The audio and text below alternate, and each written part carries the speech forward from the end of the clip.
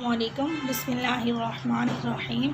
हम plane curve की first exercise पढ़ रहे थे, उसके क्वेश्चन नंबर 8 तक हमने कर लिया था। क्वेश्चन नंबर 9 हमने करना है। हमारे पास क्वेश्चन नंबर 9 है, sketch the parabola x² + 4y = 0, write down the coordinates of its focus.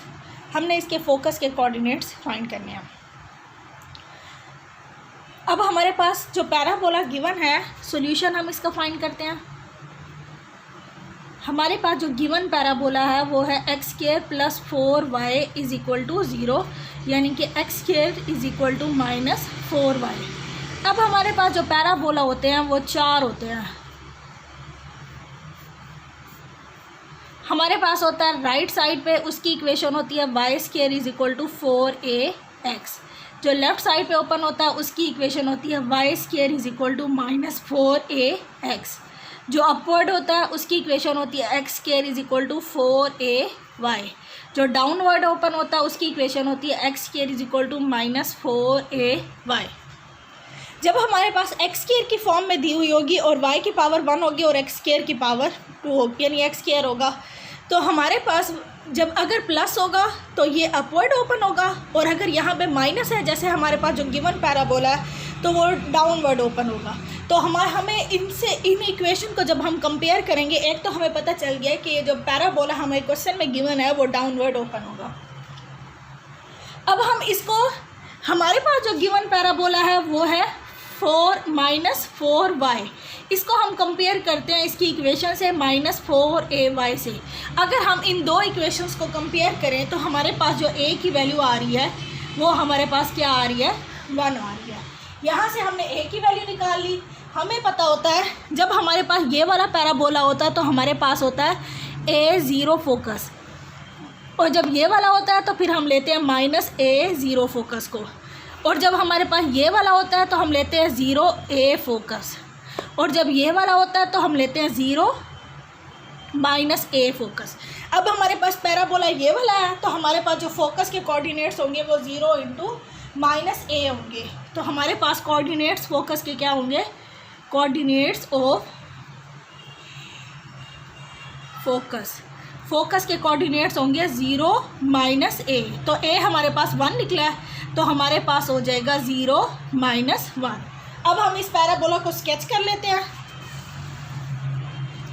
हमारे पास ये पैराबोला डाउनवर्ड ओपन होगा एक, तो इसके फोकस के कोऑर्डिनेट्स हमारे पास होंगे 0 और -1। इसके डायरेक्ट्रिक्स की इक्वेशन जो होगी वो होगी हमारे पास y = 1, और ये वाला जो पॉइंट होगा वो हमारे पास होगा 0 1। ये हमारे पास होगी डायरेक्ट्रिक्स की इक्वेशन। तो हमारे पास यही क्वेश्चन करना था। अब हमने इसको स्केच भी कर लिया। ये हमारे पास एक्स एक्सिस है, और इसका जो वर्टेक्स बनेगा वो हमारे पास 0 0 होगा। अगर वर्टेक्स हमारे पास OH और K तब बनते हैं जब हमारे पास x में कोई टर्म ऐड हो रही हो और y में भी ऐड हो रही हो, यानी कि हमारे पास इस तरह की इक्वेशन हो x - h का स्क्वायर -4ay - k आ जाए, तो हमारे पास फिर वर्टेक्स जो होता है वो h और k होता है। अब यहाँ पे x में भी कोई टर्म ऐड नहीं हो रही, y में भी कोई टर्म ऐड नहीं हो रही, तो इसका जो ओरिजिन है वही वर्टेक्स है। अब हमारे पास नेक्स्ट क्वेश्चन है, स्केच द इलिप्स। अब हमारे पास क्वेश्चन नंबर 10 है। हमने इलिप्स को स्केच करना है। इलिप्स की इक्वेशन जो हमारे पास गिवन है वो है 9x² + 4y² - 36 = 0। अब हमने इसको स्केच करना, sketch the ellipse and write down the coordinates of its foci. इसमें भी हमने जैसे पहले पैराबोला को स्केच किया था, इसमें भी हमने स्केच करना है और इसके कोऑर्डिनेट्स लिखने हैं। एक तो हमने स्केच करना है, sketch the ellipse and write down the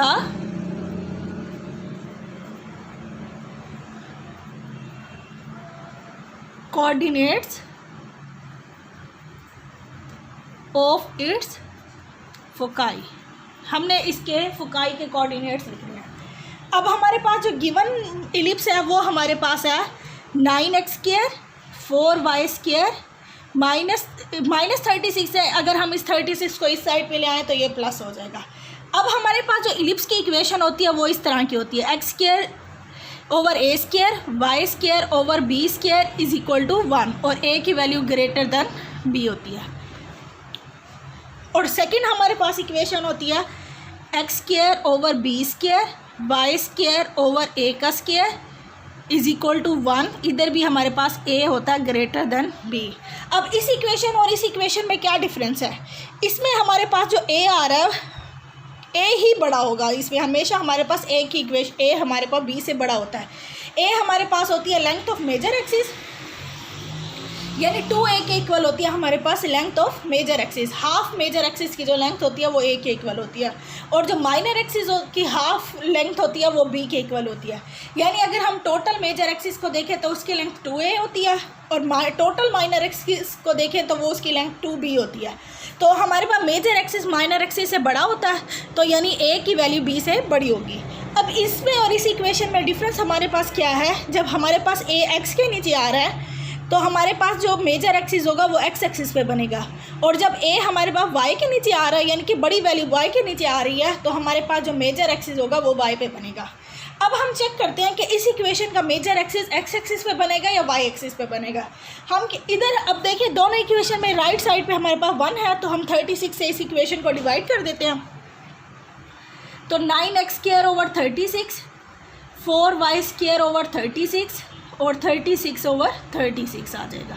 तो ये 9 ओवर 36 हमारे पास बन जाएगा x² ओवर 4,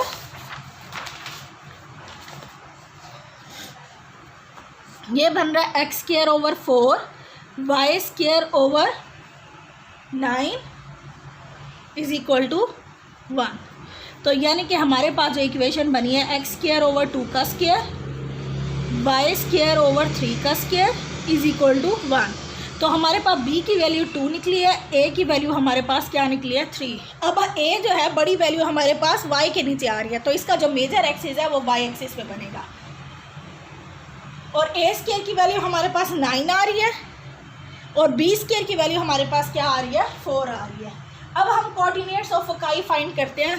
जब हमारे पास होती है, अब हमारे पास जो इलिप्स बनेगा वो किस तरह का होगा, इस तरह का होगा। ये वाला कोऑर्डिनेट होगा 0 a e, ये वाला होगा 0 माइनस a e। ये हमारे पास कोऑर्डिनेट्स ऑफ फोकाई हैं। ये वाला जो होगा वो 0a होगा और ये 0 माइनस a होगा। ये हमारे पास टोटल जो है वो मेजर एक्सिस है। अगर मैं इसमें और इसका डिस्टेंस फाइंड करूँ तो हमारे पास देख सकते हैं हमारे पास 2a के इक्वल होगा, और ये वाला कोऑर्डिनेट अब हमारे पास होगा b0, ये वाला होगा माइनस b0। ये हमारे पास मेजर एक्सिस बन रहा है, x एक्सिस जो है वो माइनर एक्सिस है, y एक्सिस जो है वो हमारे पास मेजर एक्सिस है। अब हमें फाइंड क्या करना है, हमें तो कोऑर्डिनेट्स ऑफ फोकाई फाइंड करने हैं। तो हमारे पास ए ई की वैल्यू होनी चाहिए। तो इस ई हमारे पास क्या होती है, इसेंट्रिसिटी होती है। इसेंट्रिसिटी हमारे पास होती है रेशो होती है दो डिस्टेंस के दरमियान में। हम एक पॉइंट पी का फोकस से डिस्टेंस लेते हैं और एक पॉइंट पी का, इसी पॉइंट पी का डिस्टेंस लेते हैं डायरेक्ट्रिक्स से, यानी एक पॉइंट का फोकस से डिस्टेंस लेके उसी पॉइंट का हम डायरेक्ट्रिक्स से डिस्टेंस लेके उसी से डिवाइड कर देते हैं। ये पॉइंट पी का फोकस से डिस्टेंस है, ये पॉइंट पी का डायरेक्ट्रिक्स से डिस्टेंस है। इन दोनों की जब हम रेशो फाइंड करेंगे तो वो हमारे पास होती है इसेंट्रिसिटी, और हमें पता है इलिप्स की इसेंट्रिसिटी जो होती है वो 1 से लेस होती है।